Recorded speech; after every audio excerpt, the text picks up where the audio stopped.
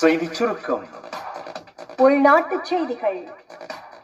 லஞ்ச ஊழல் விசாரணை ஆணைக்குழு சொத்துக்களையும் பொறுப்புகளையும் பிரகடனம் செய்வதற்காக வழங்கப்பட்ட கால அவகாசம் இன்று முடிவடைகிறது. இதன் கீழ் ஆணைக்குழுவின் உத்தியோகபூர்வ இணையதளத்துக்கு பிரவேசித்து ஒரு ஆவணத்தை பூர்த்தி செய்வதன் மூலம் சொத்துக்களையும் பொறுப்புகளையும் பிரகடனம் செய்ய முடியும். இன்றைய தினத்துக்குள் பிரகடனங்களை மேற்கொள்ளும் பட்சத்தில் அபராதம் அறவிடப்பட மாட்டாதென ஆணைக்குழுவின் பணிப்பாளர் நாயகம் ரங்க திசாநாயக்க தெரிவித்துள்ளார். வெளிநாட்டுச் செய்திகள். பூகம்பங்களை தொடர்ந்து வெனிசுலாவின் கட்டட சிதைவுக்குள் 4 நாட்கள் சிக்கியிருந்த தந்தையும் மகனும் உயிருடன் மீட்கப்பட்டுள்ளார்கள்.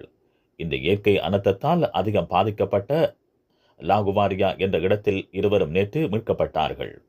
இந்த சம்பவம் வெனிசுலா சென்றுள்ள மீட்பு பணியாளர்களுக்கு கூடுதல் நம்பிக்கையை ஏற்படுத்தியுள்ளதாக சர்வதேச ஊடகங்கள் அறிவித்துள்ளன.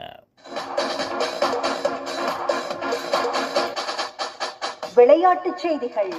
இந்தியாவின் 19 வயதுக்குட்பட்டவர்களுக்கான கிரிக்கெட் அணி இன்று இலங்கை வருகிறது. இந்த பயணத்தில் 19 வயதுக்குட்பட்டவர்களுக்கான இலங்கை இந்திய அணிகள் 5 போட்டிகளில் பங்கேற்க உள்ளன. இவற்றில் 3 ஒருநாள் போட்டிகளும் 2 4 நாள் போட்டிகளும் அடங்கும்.